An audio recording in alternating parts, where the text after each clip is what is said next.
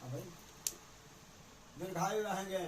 सूर्य बोला जब द्वापर का अंत हो रहा था, कलयुग का आरंभ हो रहा था, उसी समय बहुत सा शोकाकुल स्त्री आपस में सलाह की कि क्या कलिकाल में माता के जिंदा रहते पुत्र मर जाएंगे। जब आपस में कुछ निर्णय नहीं हुआ तो गौतम ऋषि के पास जाकर पूछा। जब उनके पास गई पहुंची तो उस समय गौतम जी आनंद के साथ बैठे हुए थे। उसके सामने जाकर स्त्रिया ने मस्तक झुकावे प्रणाम किया। स्त्रिया से पूछा, है प्रभु तुम लोग कलयुग में किस लिए आए हो। तो बोला महाराज माता जिंदा रहती है, बेटा मर जाता है, इसका कोई उपाय है। यह सुनकर गौतम जी ने कहा, जब महाभारत का युद्ध हो रहा था, व्याकुल होकर द्रौपदी अपने सखियों के साथ ब्राह्मण धूम ऋषि के पास में गई और उसने धूम ऋषि से पूछा कौन सा उपाय करने से बच्चे दीर्घायु हो जाएंगे, कृपा करके ठीक ठीक कहिए।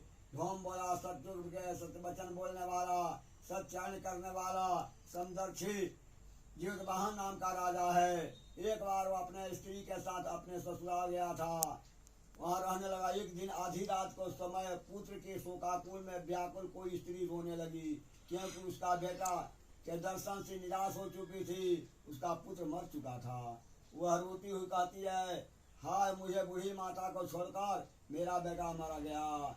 उसको रोदन सुनकर राजा जितवाहन उसके विद्रोह उसके घर में पहुंच गया और पूछा तुम्हारा बेटा कैसे मरा है। बूढ़ी माँ ने कहा, गरुड़ प्रतिदिन आकर गांव के लड़के को खा जाता है। इस पर दयालु राजा ने कहा, माता रो मत, आनंद से बढ़ जाओ, मैं तुम्हारा बच्चा का जिंदा करने का प्रयत्न करता हूँ। ऐसा कहकर राजा स्थान पर गया जहाँ गरुड़ आकर प्रतिदिन मांस खाया करता था। उसी समय गरुड़ राजा के ऊपर में टूट पड़ा और राजा के शरीर का मांस खाने लगा। जब अस्तर तेजस्वी गरुड़ ने राजा का बायां अंग खा लिया तो झट से राजा ने अपना दाहिना अंग बढ़ा दिया। मैंने इधर खा लो तो इधर खा लो। जब दाहिना अंग बढ़ा दिया, यह देखकर गरुड़ ने कहा, हे देवजो तुम कौन हो, तुम तो मनुष्य मालूम नहीं पड़ते हो। अच्छा अपना जन्म और कुल का नाम बताओ। पीड़ा से व्याकुल राजा ने कहा, हे पक्षीराज इस तरह का प्रश्न करना व्यर्थ है, इच्छा भर मेरा मांस खा लो। यह सुनकर गरुड़ रुक गया और आदर के साथ राजा का जन्म और कुल का बात पूछने लगा। राजा ने कहा, मेरा माता का नाम सभ्या है और मेरा पिता का नाम शालिवाहन है। सूर्य वंश में मेरा जन्म हुआ है। ज्योतिवाहन राजा मेरा नाम है, मेरा नाम है। राजा का जालता देखकर गरुड़ ने कहा, महाभागे तुम्हारा मन को अभिलाषा वर मांगो। राजा ने कहा, पक्षीराज यदि आप मुझे वर देना चाहते हो, अब जितने प्राणियों को तुम खाया है सबको जिंदा, जितना बोले भरा सबको जिंदा कर दो। आज से बच्चा लोग खाया मत करो, बहुत दिन तक जीत रहे। धूम ने कहा, पक्षीराज गरुड़ राजा के वरदान देकर अमृत लाने के लिए नागलोक चला गया। अमृत लाने के नागलोक पे राजा नागलोक चला गया। वहाँ अमृत लाकर उन्होंने उस मनुष्यों को हड्डिया पर बरसाया। ऐसा करने से सब लोग जिंदा, जहाँ हड्डियों को टुकड़ा बचल है ऊपर छिटले सब लोग जिंदा हो गए।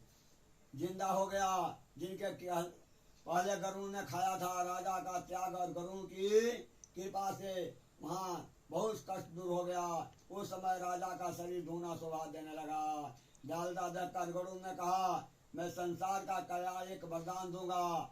आज आश्विन कृष्ण सप्तमी से रहित अष्टमी तिथि है। आज ही तुम्हारा प्रजा का जीवन दान मिला है। सुबह सप्तमी अष्टमी चलता है, वरदान मिला है। अब ब्रह्म भाव का समय है, मूर्ति भेद नामों से विख्यात है। त्रिलोक में अपूजित दुर्गा अमृत प्राप्त करने का अर्थ जीत पुत्रिका कहलाई है। स्त्रिया जीत पुत्रिका का व्रत करे, क्या हो कहलाई है। सो इस तिथि को जो स्त्रिया जीत पुत्रिका का व्रत करेगी उसका सौभाग्य बढ़ेगा और वंश का वृद्धि होगा। हे महाराज, इस विषय में विचार करने की आवश्यकता है। उदय अष्टमी सप्तमी का व्रत करे और नवमी में जाकर पारण करे। कल नवमी 10 बजे के बाद में होता है, 10 बज के 21 मिनट 10:30 बजे के बाद पारण करे। पारण करे यदि इस बार ध्यान न दिया जाए सौभाग्य अवश्य नष्ट होता है। जितवाहन के इस तरह के वरदान सुनकर गरुड़ बैकुंठ धाम को चला गया और राजा भी अपनी पत्नी के साथ अपने नगर में वापस चला गया। धौम द्रौपदी से कहते, हे देवी, मैंने यह उत्तर दुर्लभ व्रत को तुमको सुनाया। इस व्रत को करने से दीर्घायु होते हैं। हे देवी, तुम भी प्रोक्त विधि से यह व्रत को दुर्गा जी का पूजन करो। और उत्पन्न हुआ है और पूर्ववासिनियों स्त्रियों को बुलाकर उसके साथ यह उत्तम व्रत किया करो। गौतम ने कहा है, व्रत के इसके प्रभाव से किसी चील्ही ने सुन लिया और अपने सखी सियारिन को बतलाया। चील्ही सियारिन चील्ही ने सुनकर सियारिन को बतलाया। इसके बाद पीपल के वृक्ष के शाखा पर बैठकर चील्ही ने और वृक्ष के खोते में बैठकर सियारिन ने भी व्रत को कथा को सुना। फिर चिल्ही किसी उत्तम ब्राह्मण का मुख से भी कथा सुनकर आई और पीपल में के खोते में बैठे हुई अपनी सखी को सुनाया। सियारिन ने आधी कथा सुनी थी कि उसको भूख लग गया। भूख लग गई और उसी समय शौक से भरे हुए श्मशान में पहुंची, जहाँ मुर्दा फुकाई रहे थे। पहुंची, वहां उसका इच्छा भर मांस को भोजन किया और चिल्ही बिना कुछ खाए पिए रह गई। और सवेरे हो गया, सवेरे वह गौशाला में गई और गौ का दूध पिया। इस तरह नमी का उसका पारण हो गया। गैया दूध तक नीचे न गिरा, वह सिर में आ जाकर वहां चटला और चिल्ही पारण हो गई। पारण हो गई। कुछ दिन बाद दोनों मर गई और अयोध्या में किसी धनी व्यापारी के घर जन्म लिया। संजोग बस दोनों एक ही घर में जन्म लिया। चिड़िया सियारिन दोनों के घर में जन्म घर में जन्म हुआ, जिससे सियारिन जेठ हुई और चिल्ही छोटी हुई। सियारिन जेठ भाई और चिल्ही छोटी हुई। दोनों सभी शुभ लक्षण से युक्त थे, इसलिए बड़ी लड़की काशीराज के, छोटी उसके मंत्री के साथ ग्रहपात अग्नि के सामने विधि पूर्वक ब्याह हुआ। पूर्व जन्म के कर्म फल से वह मृगनयनी रानी हुई। जिसकी संतान को जन्म देती थी वह मर जाता। सियारिन की जितना बचा होगा सब मर जाता था। और पूर्व जन्म के बातों को स्मरण करने वाली मंत्री के पत्नी अष्ट वस्तुओं का सदृश तेजस्वी 8 पुत्र उत्पन्न किया।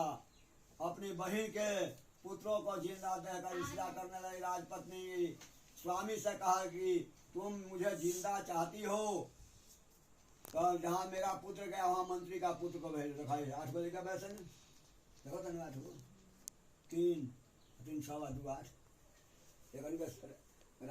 एक सियारिन अपना पति से करके दोनों 8 के गर्दन कटवा के और बक्सा में भरवा के और चिल्ही की यहाँ भेजो ले दिया। तुम भी जिंदा चाहते हो तो मेरे पुत्र जहाँ यहाँ मंत्री का पुत्र को भेज दो। मेरे बेटा गया अर्थात उन्हें मार डालो। यह सुनकर राजा ने उस मंत्री के पुत्रों को मारने के लिए कई प्रकार का उद्योग किया, पर मंत्री की पत्नी जिस पुत्रिका के बल से उसको बचा लिया। एक दिन राजा ने अपने आदमियों से उन पुत्रों को सिर कटवा कर पिटारी में बक्सा में पिटारी में बंद करवा कर पिटारी उसके बंद कराकर मंत्री के पत्नी के पास भेज दिया। किंतु वो 8 सिर बिस्किमती जहरात हो गए। 8 जिंदा हो गए, जहरात हो गए और भले चंगे 8 लड़के अपने माता की पास आपस चले आ गए। उनका जिंद देखकर राजपत्नी को बड़ी विस्मय हुआ। अंत में वह अपने मंत्री के पत्नी के पास आई और उसने पूछा, बहन तुमने कौन सा ऐसा पुण्य किया है जिसके बार बार मारे जाने पर तुम्हारा पुत्र जिंदा हो जाता है, बेटा जिंदा हो जाता है। इस पर मंत्री के पत्नी ने कहा, पूर्व जन्म में मैं चिल्ही थी और तुम सियारिन थी। पहले के जन्म को करिए दोनों का याद रहे, सियारिन थी। दोनों ने व्रत किया था। तुमने व्रत का नियम को भली भांति पालन नहीं किया और मैंने किया था। इसी दोष से बहन तुम्हारा बेटे नहीं जीते हैं। और आज रानी अभी से तुम जिस पुत्रिका का व्रत करो तो तुम्हारा बेटा दीर्घायु जिंदा हो जाएगा। अभी तुम व्रत करो तो बेटा जिंदा हो जाएगा, दीर्घायु हो जाएंगे। मैं तुमसे सच सच कह रही हूँ। उसके कथानुसार रानी ने व्रत किया, तभी से उसके कई बेटे सुंदर और दीर्घायु होकर बड़े बड़े राजा हुए। व्रत को बेटा जिंदा हुए, राजा हुए। सौत के कहते हैं, सब प्रकार का आनंद देने वाला मैंने यह दिव्य व्रत बतलाया। स्त्रियां चिरंजीव संतान चाहती है तो विधि पूर्वक यह व्रत पुत्रिका का व्रत कथा करें। इस पाखंडी। ये तुझका व्रत कथा समाप्त। अगरबत्ती जलाओ जो गिर जाता देखो